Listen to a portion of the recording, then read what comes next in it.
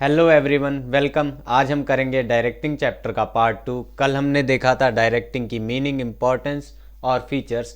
आज हम देखेंगे कि एलिमेंट्स ऑफ डायरेक्टिंग होते क्या हैं, डायरेक्टिंग के एलिमेंट क्या हैं, किन किन चीज़ों को मिला के डायरेक्टिंग बनती है। तो वो चार एलिमेंट कौन से हैं? सुपरविज़न, मोटिवेशन, कम्युनिकेशन और लीडरशिप। तो सबसे पहले सुपरविज़न की बात करें तो सुपरविज़न क्या है? जो भी एम्प्लॉयज़ काम कर रहे हैं उनको इंस्ट्रक्ट करना, उनको गाइड करना और ऑब्जर्व करना कि जब वो अपना काम करते हैं तो वो अपना काम अच्छे से कर रहे हैं या नहीं। वही हुआ आपका सुपरविज़न। और सुपरविज़न किसका काम है? सुपरवाइज़र का। सुपरविज़न दो वर्ड को मिलाकर बनता है। सुपर मतलब ऊपर और विज़न मतलब ध्यान रखना। तो सुपरविज़न मतलब जब एम्प्लॉयज़ काम कर रहे हैं तो उन पर ध्यान रखना ही हो गया सुपरविज़न। अब आते हैं मोटिवेशन पे। मोटिवेशन क्या है? जब भी एम्प्लॉयज़ अपनी कंपनी में काम कर रहे हैं उनको प्रेरित करना कि जितनी भी उनकी एबिलिटी है या उनकी स्किल्स है उसके हिसाब से वह बेस्ट काम करें, तो उसी को कहते हैं मोटिवेशन। अब कम्युनिकेशन क्या है? कम्युनिकेशन आप कंपनी के सेंस में ले लीजिए या normal daily day to day life में ले लीजिए। अपने विचारों का बदलाव करना या कोई भी इंफॉर्मेशन या आपके जो भी व्यू हैं उनको बदलना ही आपका क्या है? कम्युनिकेशन है। दो लोगों के बीच में बातचीत होना या अपने विचारों को बदलना ही हम कम्युनिकेशन कहते हैं। और ये हम कंपनी के सेंस में कैसे कह सकते हैं? जब हम किसी को इंस्ट्रक्शन देंगे, जैसे एक मैनेजर ने एक वर्कर को इंस्ट्रक्शन दिया तो वो भी क्या हो गया? कम्युनिकेशन हो गया। अब आते हैं लीडरशिप पे। लीडरशिप क्या है? जो भी एम्प्लॉयज़ हैं, जो भी नीचे एम्प्लॉयज़ काम कर रहे हैं, एक लीडर द्वारा उनको प्रभावित किया जाना कि वह अच्छे से काम करें और जो कि ऑर्गेनाइजेशन का मेन गोल है, जैसे कि किसी प्रोडक्ट को बनाना या प्रॉफिट मैक्सिमाइजेशन, सभी एम्प्लॉयज़ उसी गोल को मन में रख के काम करें, वही हो गया आपका लीडरशिप। दिखंदे बहुत। अब हम देखेंगे डायरेक्टिंग का पहला एलिमेंट जो कि है सुपरविजन। सुपरविजन का मीनिंग हमने अभी देखा था। अब हम देखते हैं रोल ऑफ सुपरवाइजर। सुपरवाइजर के रोल क्या होते हैं? तो पहला रोल है रोल ऑफ मेडिएटर और लिंकिंग पिन। जो सुपरवाइजर है वो या तो बिचौलिए का काम करता है या फिर लिंकिंग पिन। लिंकिंग पिन क्या होती है? जो दो चीजों को कनेक्ट करती है। तो आइए अब देखते हैं सुपरवाइजर, मेडिएटर या लिंकिंग पिन कैसे है। सपोज 3 लेवल हैं ऑर्गेनाइजेशन में, टॉप लेवल, मिडिल लेवल और लोअर लेवल। अब जो सुपरवाइजर है वो कहां होता है? मेनली मिडिल लेवल पे। और टॉप लेवल का काम क्या होता है? पॉलिसी बनाना, स्ट्रेटजीज बनाना। और उन पॉलिसीज और स्ट्रेटजीज को फॉलो कौन करता है? लोअर लेवल वाले। लोअर लेवल में जो भी काम करते हैं वर्कर, एम्प्लॉयज, जो कि डेली वेजेस पे काम करते हैं या फिर नॉर्मल सैलरी पे काम करते हैं, वो होते हैं लोअर लेवल पे, जो सारा एफर्ट लगाते हैं। अपना फिजिकल एफर्ट जो भी दिया जाता है वो किनके द्वारा होता है? लोअर लेवल के द्वारा। और टॉप लेवल का काम है पॉलिसीज और स्ट्रेटजीज बनाना।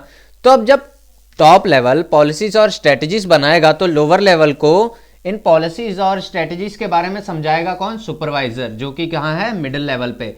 तो ये क्या हो गया? लिंकिंग पिन, जो टॉप लेवल और लोअर लेवल को जोड़ता है। तो इसीलिए इसे कहते हैं लिंकिंग पिन या फिर मेडिएटर, विचोलिया। अब दूसरा देखते हैं रोल ऑफ अ गाइड। अब गाइड की तरह एक सुपरवाइजर कैसे काम करेगा? सपोज लोअर लेवल में किसी वर्कर को काम को समझने में दिक्कत हो रही है, तो अब वो सीधा टॉप लेवल के पास तो जा नहीं सकता काम को समझने के लिए। तो अगर उसे कोई भी गाइडेंस चाहिए तो वो किसके पास जाएगा? सुपरवाइजर के पास। इसलिए वो किसका काम करता है? गाइड का। और सुपरवाइजर कहाँ होता है? मेनली मिडिल लेवल में। अब हम देखेंगे इंपॉर्टेंस ऑफ सुपरविजन। सुपरविजन के इंपॉर्टेंस क्या है? तो आइए पहले देखते हैं पहला importance, ensuring issue of instruction. Ensuring issue of instruction से हम क्या समझते हैं कि जो भी टॉप लेवल ने गाइडेंस या पॉलिसी इशू की है वो सब तक पहुंच रही है या नहीं, सब लोग उस पॉलिसी के तहत काम कर रहे हैं या नहीं। ये किससे इंश्योर होगा? सुपरविजन से। इंश्योर मतलब कि पुख्ता होगा कि वैसा जैसी पॉलिसीज और स्ट्रेटजीज कही गई हैं उनका पालन हो रहा है या नहीं, वो किससे होगा? हमें श्योर सुपरविजन से। क्योंकि जब सुपरवाइजर होगा तो वो देखेगा कि नीचे जो लोअर लेवल में काम करने वाले वर्कर हैं वो उन स्ट्रेटजीज और पॉलिसीज को फॉलो कर रहे हैं या नहीं। सेकेंड है फैसिलिटेट्स कंट्रोल। अब कंट्रोल यहाँ पर कंट्रोल का मतलब ये नहीं कि किसी पर काबू पाना। कंट्रोल का मतलब बिजनेस में जब भी आएगा तो उसका मीनिंग होता है कि मान लीजिए दो चीज़ें हैं, हमारे पास एक्चुअल जो आउटपुट हमारा आ रहा है, एक्चुअल जो काम हो रहा है, और जो प्लान हमने पहले सोचा था कि ये काम ऐसे होना चाहिए, उसमें कोई फ़र्क तो नहीं है। इससे हम क्या समझते हैं कि जो हमने सोचा था काम वैसा हो रहा है या वैसा नहीं हो रहा, और अगर तो काम वैसा नहीं हो रहा तो वो काम सही कैसे होगा, वही हो गया आपका कंट्रोल या फिर कंट्रोलिंग। तो फैसिलिटेट्स कंट्रोल, अगर हमने जो सोचा था काम जैसा होना चाहिए वैसा काम नहीं हो रहा तो हम ऐसे तरीके आजमा सकते हैं जिससे कि काम जिस तरह से सोचा गया था वैसे हो। तो उससे क्या होता है, सुपरविजन क्या करता है, फैसिलिटेट कंट्रोल। जब आप किसी चीज़ पर सुपरवाइज़र जब एम्प्लॉयज़ पर नज़र रखेगा कि वह काम जैसा हम उन्हें करने के लिए कहा गया है वैसे कर रहे हैं या नहीं कर रहे, तो उससे क्या होगा, कंट्रोल मेंटेन होगा। आइए अब थर्ड पे आते हैं, ऑप्टिमम यूटिलाइजेशन ऑफ रिसोर्सेज। तो अब जब एम्प्लॉयज़ के ऊपर हमेशा ही कोई नज़र रखे रहेगा, जब देखेगा कि वो काम अच्छे से कर रहे हैं या नहीं। सपोज़ आप स्कूल में हैं, टीचर ने आपको किसी काम करने के लिए कहा कि आपको ये बेंच दूसरी क्लास में पहुंचानी है। अगर तो आपको कोई हर समय देख रहा है कि आप बेंच को अच्छे से लेके जा रहे हैं या नहीं लेके जा रहे, तो आप हमेशा बेंच को अच्छे तरीके से दूसरी क्लास में पहुंचाएंगे। और अगर टीचर्स ने आपके ऊपर कोई सुपरवाइज़र नहीं छोड़ा जो आपके ऊपर ध्यान रखे कि आप काम सही से करते हैं या नहीं करते हैं, तो बहुत से बैक बेंचर ऐसे होंगे जो कि बेंच को दीवारों से मारते हुए लेके जाएंगे कि बहुत सारा शोर शराबा हो और बेंच का भी नुकसान हो। तो उसी से हमारा आता है ऑप्टिमम यूटिलाइजेशन ऑफ रिसोर्सेज, कि जब भी आपके ऊपर कोई हमेशा नज़र बनाकर रखेगा तो आप काम को अच्छे से करेंगे और जो भी रिसोर्सेज है उनका पूर्ण तरीके से इस्तेमाल करेंगे। थर्ड है डिसिप्लिन। डिसिप्लिन क्या है, जब एम्प्लॉयज़ के ऊपर हमेशा ही कोई सुपरवाइज़र रहेगा, वो देखेगा कि वह अच्छे से कर रहे हैं या नहीं, तो वहाँ हमेशा डिसिप्लिन मेंटेन रहेगा। अगर क्लास में टीचर है तो आपने देखा होगा कि हमेशा ही डिसिप्लिन बना रहता है, लेकिन जैसे ही टीचर क्लास से बाहर गया सब बच्चे हल्ला करना शुरू कर देते हैं। तो इसी केस में अगर सुपरवाइज़र हमेशा एम्प्लॉयज़ पे नज़र रखेगा तो कंपनी में क्या बना रहेगा, डिसिप्लिन। थर्ड आता है इम्प्रूव्स कम्युनिकेशन। अब कम्युनिकेशन सुपरवाइज़र के थ्रू कैसे बढ़िया होता है, देखिए 3 लेवल हैं। टॉप लेवल हमने अभी देखा था, मिडिल लेवल और लोअर लेवल। तो अब टॉप लेवल सीधा लोअर लेवल से तो कभी भी बात नहीं करेगा। अब उन्होंने कोई पॉलिसी या स्ट्रेटजी फॉर्म की और वो चाहते हैं कि वो पॉलिसी या स्ट्रेटजी अच्छे से फॉलो हो, तो वो किसे कहेंगे, मिडिल लेवल को, कि ये पॉलिसी को अच्छे से इशू करवाना या कंपनी में लाना किसका काम है, सुपरवाइज़र का या मिडिल लेवल का, जो कि मिडिल लेवल पे वर्क करते हैं। तो इससे क्या है, जो इन्होंने इंस्ट्रक्शन दिए, टॉप लेवल वालों ने जो भी इंस्ट्रक्शन दिए उनको लोअर लेवल अच्छे से फॉलो करे, इसके लिए कौन बैठा है वहाँ, सुपरवाइज़र। तो इससे क्या होगा, हमारा कम्युनिकेशन भी इम्प्रूव होगा। अब हम देखेंगे डायरेक्टिंग का सेकंड एलिमेंट जो कि है मोटिवेशन। मोटिवेशन का मीनिंग हमने अभी देखा था। अब देखते हैं फीचर्स या नेचर ऑफ मोटिवेशन। तो पहला फीचर क्या है, motivation is a psychological phenomena. Motivation क्या है, एक इंटरनल फीलिंग है, उसे हम किसी पर फोर्स नहीं कर सकते। हम सिर्फ अपने एम्प्लॉयज़ को प्रेरित कर सकते हैं कि वह काम करें, लेकिन हम उन पर यह काम करना थोप नहीं सकते। उनको खाली हम क्या कर सकते हैं, प्रेरित, कि वो काम करें। अब देखते हैं सेकंड, मोटिवेशन प्रोड्यूसेस गोल डायरेक्टेड बिहेवियर। मोटिवेशन या किसी को प्रेरित करने का मेन मकसद क्या है कि जो हमारा ऑर्गेनाइजेशन का मेन गोल है वह पूरा हो सके।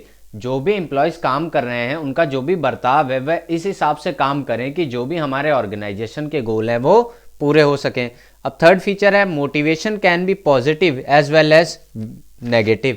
मोटिवेशन पॉजिटिव भी हो सकता है या फिर नेगेटिव भी। अब पॉजिटिव कैसे है कि प्रेरित करना कि तुम अगर अच्छा काम करोगे तुम्हें बोनस मिलेगा, तुम्हारी सैलरी बढ़ा दी जाएगी, तुम्हारी सैलरी में इंक्रीमेंट किया जाएगा, वो तो हो गया आपका पॉजिटिव मोटिवेशन। और नेगेटिव कैसे होगा कि अगर एम्प्लॉयज़ को डराया जाए कि अगर आप अच्छे से काम नहीं करोगे तो आपको कंपनी से निकाला जा सकता है, आपकी जॉब से फायर किया जा सकता है, आपकी सैलरी में कट डाउन किया जा सकता है, तो वो हो गया आपका नेगेटिव मोटिवेशन। तो मोटिवेशन हम दोनों तरीके से कर सकते हैं, पॉजिटिव तरीके से भी और नेगेटिव तरीके से भी। अब आते हैं फोर्थ पे, जो कि है motivation is a dynamic and continuous process. तो डायनेमिक का अगर हम मतलब देखें तो डायनेमिक का मतलब होता है एवर चेंजिंग, जो समय के साथ साथ चेंज होता रहता है। अब मोटिवेशन क्या है, एवर चेंजिंग है। अब शुरू में मान लीजिए आपने एम्प्लॉयज की सैलरी बढ़ाई, ठीक है, उससे वो प्रेरित हुआ, उसने कुछ देर के लिए काम किया, लेकिन अब अच्छे पैसे कमाने के बाद एम्प्लॉयज की अगली चाहत या कोशिश क्या होगी कि उसको एक अच्छा हाउस या फ्लैट भी मिले। तो इस हिसाब से मोटिवेशन क्या है, हमेशा चेंज होती रहती है। जो वेज ऑफ मोटिवेशन है या जो चीज़ें जिनसे हम प्रेरित करते हैं एम्प्लॉयज़ को, वो टाइम के साथ साथ चेंज होती रहती हैं, इसलिए उन्हें हम डायनेमिक कहते हैं। और यह एक कंटिन्यूअस प्रोसेस है। मोटिवेशन ये नहीं कि आज आपने एम्प्लॉयज़ को मोटिवेट किया, इंस्पायर किया, तो वो अच्छा काम कर रहे हैं 1 महीने तक, मान लीजिए 1 महीने बाद उनकी काम करने की चाह खत्म हो गई। तो इसलिए अगर हमें कंपनी में अच्छा काम चाहिए तो हमें मोटिवेशन को कंटिन्यू रखना पड़ेगा, इसलिए वो क्या है, कंटिन्यूअस प्रोसेस। अब हम देखेंगे तीसरा एलिमेंट जो कि है लीडरशिप। तो लीडरशिप का मीनिंग हमने पहले ही समझ लिया था। अब देखेंगे फीचर्स ऑफ लीडरशिप। लीडरशिप के फीचर क्या आते हैं। Feature number 1, leadership try to bring change in behaviour. अब कुछ एम्प्लॉयज़ ने मन में क्या धारा होता है कि हमने काम नहीं करना, तो जो एक अच्छा लीडर है वो क्या करेगा, उनके बर्ताव में चेंज लाने की कोशिश करेगा, जिससे कि वह ना काम करने वाले एटीट्यूड से काम करने वाले एटीट्यूड की तरफ शिफ्ट हों। मान लीजिए कुछ एम्प्लॉयज़ पहले ही मन में बना के रखते हैं कि हमें काम नहीं करना, हम पे कम मिल रहा है या ऐसा कुछ।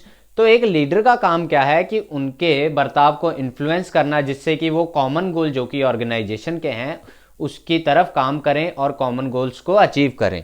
अब सेकंड फीचर है leadership is to achieve common goal, जो कि हमने बताया कि पहला बिहेवियरल चेंज लाएगा, कौन लाएगा, लीडर।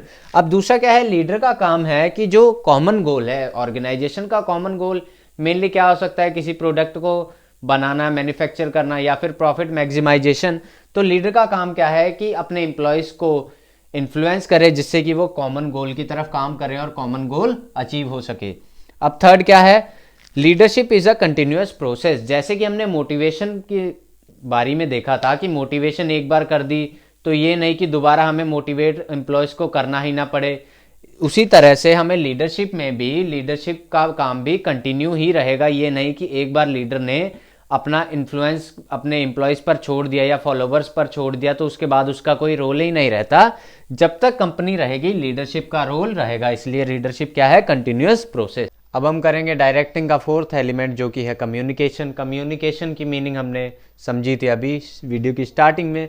तो अब हम देखेंगे forms of organisational communication. Organisation के अंदर जो कम्युनिकेशन होती है उनकी कौन कौन सी फॉर्म है, तो 2 फॉर्म्स हैं, फॉर्मल कम्युनिकेशन और इनफॉर्मल कम्युनिकेशन। अब फॉर्मल कम्युनिकेशन क्या है, जब भी कोई कम्युनिकेशन फॉर्मल टर्म में यानी एक सिस्टमेटिक तरीके से की जाती है तो उसे कहते हैं फॉर्मल कम्युनिकेशन। फॉर्मल कम्युनिकेशन क्या है, टॉप लेवल ने कुछ कहा या कोई पॉलिसी फ्रेम की या कोई भी इंफॉर्मेशन या इंस्ट्रक्शन देना है तो वो डायरेक्ट सीधा लोअर लेवल या वर्कर्स को नहीं देगी, वो एक चेन, सिस्टमेटिक चेन के तरीके से उस इंस्ट्रक्शन या इंफॉर्मेशन को पास करेगी, जो कि पहले मैनेजर के पास आएगी, फिर सुपरवाइज़र के पास आएगी, उसके बाद वर्कर के पास जाएगी। तो ये हो गया आपका फॉर्मल कम्युनिकेशन, एक सिस्टमेटिक तरीके से इंफॉर्मेशन को पास करना ही आपका फॉर्मल कम्युनिकेशन हो गया। तो अब इनफॉर्मल कम्युनिकेशन क्या होता है, ऑर्गेनाइजेशन के अंदर जब भी कोई एम्प्लॉयज़ आपस में बैठ के कोई गॉसिप करते हैं, कोई बातें करते हैं या कुछ भी, जो भी चीज़ें ऑर्गेनाइजेशन के रिलेटेड नहीं है या ऑर्गेनाइजेशन के गोल अचीव करने के काम नहीं आएंगी या पर्सनल टॉक्स कह सकते हैं एम्प्लॉयज़ के बीच में, वही आपकी हो गई इनफॉर्मल कम्युनिकेशन। यहीं पर आपका डायरेक्टिंग चैप्टर होता है ख़त्म। हमारी वीडियोस देखने के लिए बने रहिए इस चैनल के साथ और दबाइए बेल आइकन। Thank you.